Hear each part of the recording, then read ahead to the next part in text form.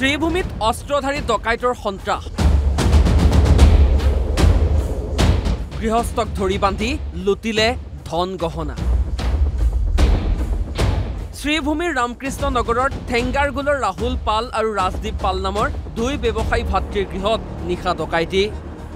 নিশা প্ৰায় 2 বজাত ঘৰৰ দুৱাৰ ভাঙি প্ৰৱেশ কৰিছিল 5-6 জনীয়া অস্ত্ৰধাৰী দলে বাহিৰতো আছিল একাংশ ইয়াৰ পাছত গৃহস্থক বান্ধে ৰছীৰে মুখত লগাই টেপ শিশু মহিলাকো দিয়া নাছিল ৰেহাই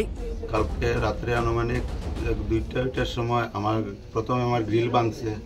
গ্রিল ভাঙি আমি যে রুমে থাকি এই রুমে দরজা ভাঙছে দুষ্কৃতিকারীরা কতজন আছিল 5-6 জন ঘরের ভিতরে ঢুকছিল বাইরে কতজন আছিল এটা ঠিক কইতে পারি আর না টোটাল কতজন আছিল তা প্রথমে গিয়ে আমার মাইরদের করছে করি আমার হাত পাও বাঁধছে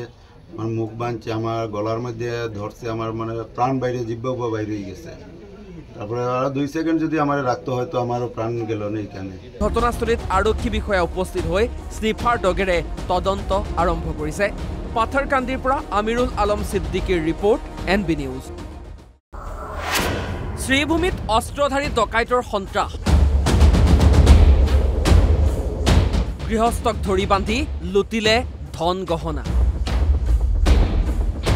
শ্ৰীভূমিৰ ৰামকৃষ্ণ নগৰৰ ঠেংগাৰগুলৰ ৰাহুল পাল আৰু ৰাজদীপ পাল নামৰ দুই ব্যৱসায়ী ভাতৃৰ গৃহত নিশা ডকাইতি নিশা প্ৰায় 2 বজাত ঘৰৰ দুৱাৰ ভাঙি প্ৰৱেশ কৰিছিল 5-6 জনীয়া অস্ত্ৰধাৰী দলে বাহিৰতো আছিল একাংশ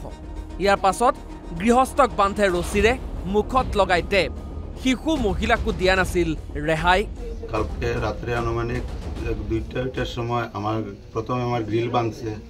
গ্রিল ভাঙি আমি যে রুমে থাকি এই রুমে দরজা ভাঙছে দুষ্কৃতিকারীরা কতজন আছিল 5-6 জন ঘরের ভিতরে ঢুকছিল বাইরে কতজন আছিল এটা ঠিক কইতে পারি আর না টোটাল কতজন আছিল তা প্রথমে গিয়ে আমার মাইরদের করছে করি আমার হাত পাও বাঁধছে আমার মুখ বাঁধছে আমার গলার মধ্যে ধরছে আমার মানে প্রাণ বাইরে জিব্বা বাইরে হয়ে গেছে তারপরে আর 2 সেকেন্ড যদি আমারে রাখতে হয় তো আমারও প্রাণ গেল না এখানে ঘটনাস্থলীত আৰক্ষী বিষয়া উপস্থিত হৈ স্নিফাৰ ডগেৰে তদন্ত আৰম্ভ কৰিছে পাথৰকান্দিৰ পৰা আমিৰুল আলম সিদ্দিকীৰ ৰিপৰ্ট NB নিউজ শ্ৰীভূমিত অস্ত্ৰধাৰী ডকাইতৰ সন্ত্ৰাস গৃহস্থক ধৰি বান্ধি লুটিলে ধন গহনা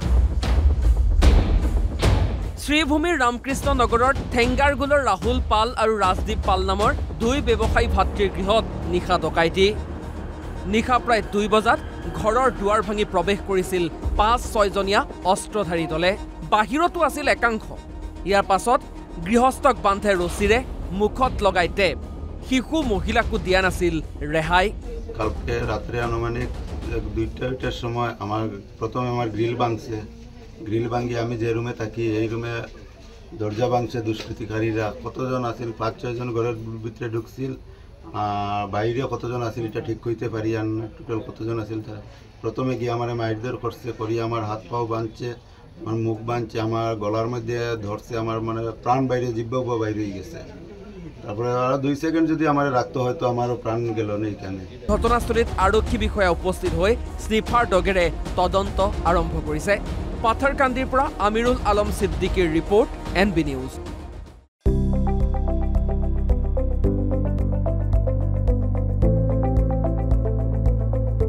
NB নিউজ সহজ সৰল ভাষাত